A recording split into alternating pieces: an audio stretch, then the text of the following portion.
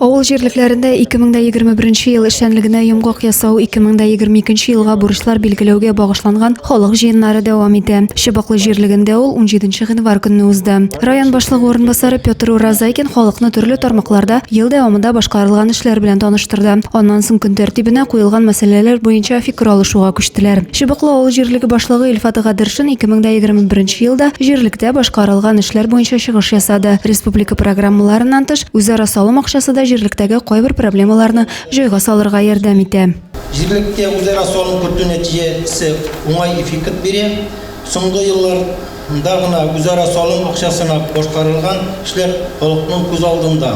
Үзара салым хисабына җирлектә балалар мәйданчыклары җиһазландырылган, зират янына чүп контейнерлары урнаштырылган, авыл эчендәге урам юллары төзекләндерелгән. 3 авылны берләштерүче Чыбыклы җирлегендә 620 кеше яши, шуның 205-е пенсия яшендәге, 380-е хезмәткә яраклы кешеләр. Бакчага 9 бала йөри, мәктәптә 35 укучы белем ала. Авыл җирлегендә иҗтимагый тәртипне тәэмин итү һәм хокук бозулар турында полициянең өлкән участок уполномоченные Ренат Зиннәтов чыгыш ясады.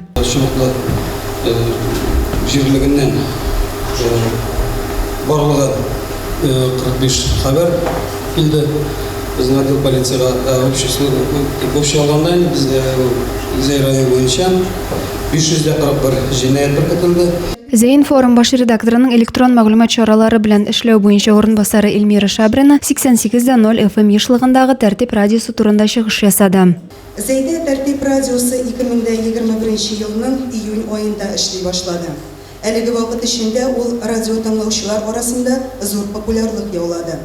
Җиргә тапшыруларны булдыруда район халкы да актив катнаша. Шигъри мизгел программасы шуңа ачык дәлил. Авыл халкы үзләрен борчыган сораулар белән район җитәкчелегенә мөрәҗәгать итте. Турак коммуналь хуҗалык хезмәтләре буенча түләүләр, җирлеккә балалар мәйданчыгы урнаштыру кебек сораулар яңгырады. Адилә Борханова, Александр Тимофеев, Денис Ипатов, Зәй хәбәрләре.